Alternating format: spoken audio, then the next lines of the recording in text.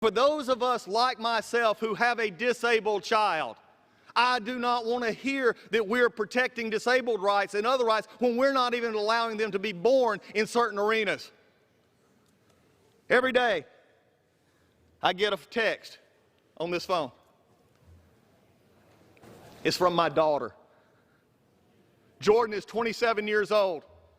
She has spina bifida. She cannot walk and has never took a step. And I believe, probably given a medical condition, it will not happen this side of heaven.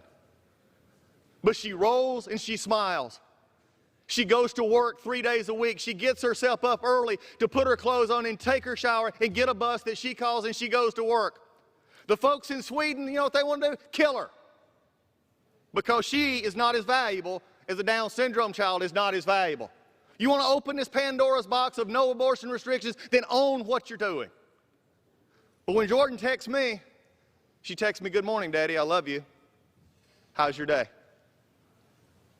27 years ago, when we found out a week ago, 27 years ago, that Jordan was going to have spina bifida, we were a young couple,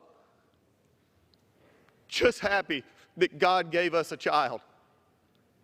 And to find out that she had a disability only kept our hearts more in tune to what God had given.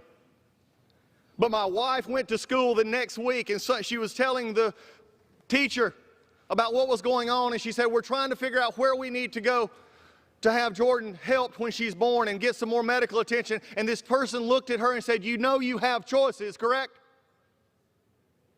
And my wife said, "Well, yes, there's Northside Hospital, there's Scottish Rite." She said, No, dear. You don't have to go through with this. That's your choice."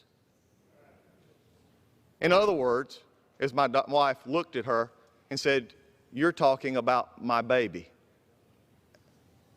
You see, when we go down this path, don't flower this bill up. Look at the ones who actually talk about it and say this is an open door to abortion on demand with no restrictions, no government interference. In fact, government pay for it.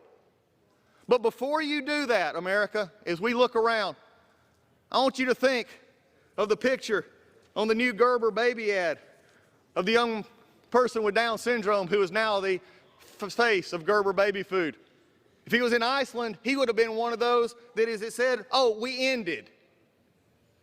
Think about my daughter, who, when we allow it out there for people who are struggling, and to get news that you have a child with disability, that is one of the most amazingly devastating things that you can hear, because you don't know what the future holds. But what you do know is life is a gift from God, and that it is my joy to take care of her. We had 30 major surgeries before she was 5 years old, 3 of which were 9 hours in length. Tell me her life doesn't matter. For someone who doesn't have the possibility of understanding it, and they're given a choice because they have a disability, and somebody tells them and gets to them and says, "Don't worry, disabilities are bad, just go ahead and end that life and go on with your life." This is what this opens up. So don't give me a bill that's going nowhere for the reasons that it's been given. The true reasons are found in your own supporters.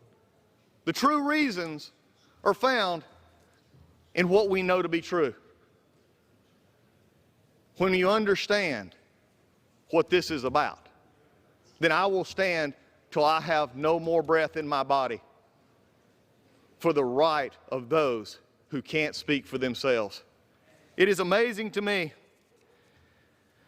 that it was said that what would I be saying to my daughter if I voted against this? I'd be saying to Jordan, as I will, "Jordan, the 14th Amendment's still there. Protections in law are still there. And by the way, restrictions on abortion will not be done away with. And your life matters.